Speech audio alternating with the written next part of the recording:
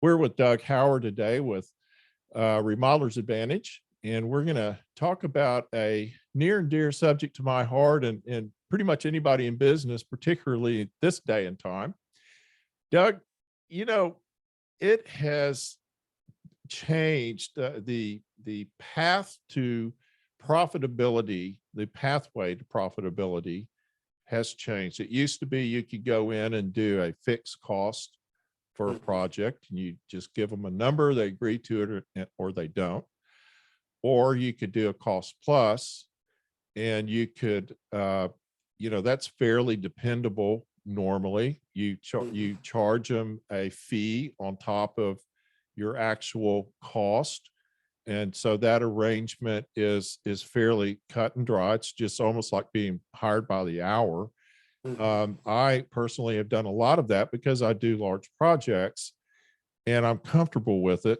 And so what I see happening, and I haven't experienced it yet, but I know a lot of people are, particularly new home builders, with these challenges that we have getting materials and getting product, where they'll order something at a certain price and they'll get let's say a lumber package, and they'll bid the job and they'll have had a quote from the lumber company for the lumber package. Now they may not start that job for 3 or 4 months. So, or need the lumber. I'm sorry. They may not need the lumber for 3 or 4 months, or in some case longer than that, depending on the project. And normally, that's been still pretty dependable. There might be a few percentage points that lumber would change or something, but normally, historically, that's been fairly easy to deal with, but not lately. Lately, you'll order a lumber package at a certain, or you'll bid it at a certain price, and when it gets dropped, then they send you the bill and it's $20,000-$30,000 higher. Right. That creates big problems, and it creates a real challenge to be profitable on a project. How are you advising your remodelers to deal with these pathways to profitability? Sure. No, it's a great question. I mean, one is, I think, when we do an estimate, right, we take into consideration how long are we realistically going to be on the job, what kind of supervision it's going to take. I think first and foremost, folks need to get updated or maybe a little more realistic on what the new reality is. Do those numbers still reflect how long it's going to take to get this project done? Because for most projects, it's taken longer than it did, just 6 months ago. Right. So that's one thing. I think another is that some folks are using in their arrangements and their contracts either some form of an escalation clause or some form of maybe using allowances for things that they normally haven't used allowances for, to say, within a certain range, we're okay. But when we get much beyond that, we're going to have to make an adjustment. So that's something the homeowner needs to be aware of. For some firms, if they have the space and they have the clarity of a design, we are seeing more folks that are saying, I know we're early on and we haven't done everything, but there's certain things that we're going to make a decision on. We're going to take maybe a bigger deposit up front for materials, and we're going to order that stuff right now and warehouse it before it gets to the point where it's anybody's guess what it's going to cost. Yeah, that's a great plan. And that's what I'm seeing guys do, that they'll go and instead of buying, 25 sheets of OSB, they'll buy 3 bundles if they can get it and warehouse it.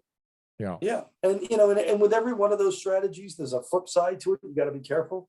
It's like for every good, there's be careful not to do, not to overextend or not to, buy materials for a project that hasn't actually been signed off on, those kinds of things.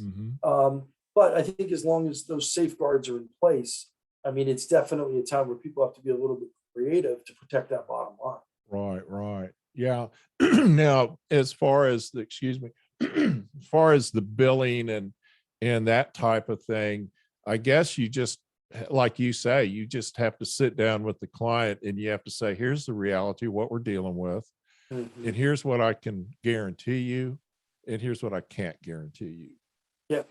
And I think there's a number of folks out there that have historically done fixed price projects, and as the projects get bigger, and as some of these realities set in, they're moving in many cases to more of a cost plus model.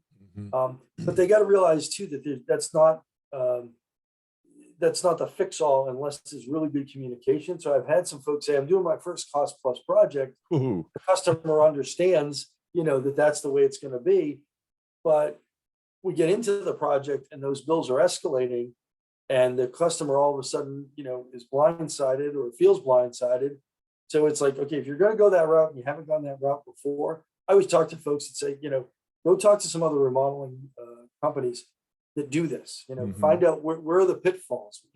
If you could do your first cost plus project over again, what would you do differently? Yeah. Those kinds of things. Well, So, back when I went in business back in the 80s, yeah, we could do a 10-15% contingency. We just call it a contingency. And so we would yeah, figure what we thought our costs were going to be. We'd add a contingency, and it worked great. yeah, You would just tell the customer, hey, there's a X amount of dollars contingency in here. Don't buy furniture with it. We're going to be using it for all the things you sure, change, blah, blah, blah. And it would hold up fairly dependably. But as time has gone on and the cost of doing business has risen, those contingency fees either get lessened or hmm, eliminated, and you try to just be more accurate with your bid. But yeah, the truth is, regardless of it's never changed and never will, that there's just unpredictable parts of doing yeah, this business, and some of the homeowners and a lot of the contractors are not comfortable with cost plus because there's just too much gray, too much yeah. uncertainty for them. I Well, get I that. think they need to remember too that in any business, right, the more risky something is, the more volatile something is. Mhm. Usually, there's a cost associated with that, and so clearly things are more volatile right now, and so it's not, um, you know, it's not like stretching the reality to say we ought to have a bigger contingency. And it's a time where things are more uncertain. That's exactly what that adjustment should be, Mhm. And if all the appliances were sitting in a warehouse somewhere, then it's a lot easier to say, well, we're going to be spot on, Right, right, Uh, right. and so I think, We would take, like I'm telling people right now that want to do smaller projects like bathrooms and kitchens, I'm saying just order it and don't start until it's all there. yep, And if that means you have to delay it 6 months or 8 months, whatever it takes, just don't start it until you know you can finish it. right. No, that's exactly right. And some companies have kind of always held to that adage. Uh-huh. And others, it's amazing. They'll say, let's get the cabinets and the tile ordered and we'll figure out the rest as we go. And Right. it's, man, all you need is one hiccup. And then we're stuck with, a project that's 2/3 done, a draw schedule that can't be executed, all those things that go along with, you Mhm. know, we're stuck. And that kills profit. And so your contractors now are, most of us are, I'm not so much, but a lot of guys that were used to doing a fixed cost, they're having to sort of relearn their business model to a degree, or adjust their, I should say, adjust their business model to a degree, Yeah. because they can't control those costs. Yeah. And even the ones that are staying with fixed costs, which, many of them are, they even, they're still having to change their structure, their margin, or their, Mhm. how much they're applying to supervision, because just, they just got to adjust for the new reality. So Right, right. the And other thing that'll I always think can be the help, go ahead. yeah, Go I was ahead. going to say, I think the other thing that can help anybody is when they can streamline that pre-production process. We always thought in the industry of, there was sales and production and a Right. handoff in between, but that in between now has become an animal unto itself. Yeah. Anything that can be done to shorten and improve that pre-production process is a big deal because it lessens the likelihood that the cost of something's going to go up.